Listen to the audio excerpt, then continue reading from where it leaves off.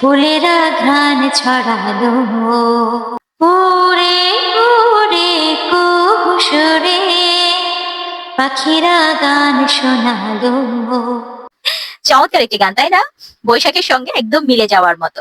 তো যাই হোক, পহেলা বৈশাখ এই দিনে তো দেখা যায় পান্তা ইলিশ খাওয়ার একটা ধুম পড়ে যায়। তো ভাবলাম আপনাদের সঙ্গে একটু দই পান্তার রেসিপিটা শেয়ার করে নিই। রাতে এই ভাতটাকে ভিজিয়ে রেখেছিলাম, ফার্মেন্টিং এর একটা প্রসেস আছে, সেই জন্য গরম ভাতে একেবারেই কিন্তু পানি ঢেলে দিয়ে পান্তা ভাতটা করবেন না। রাতে রান্না করে রাখবেন, তারপর সেটাতে পানি দিয়ে রাখবেন, এতে করে ফার্মেন্টিংটা ভালো হবে। তারপর আমি তো এখানে আমার ঘরের দইটা ইউজ করেছিলাম।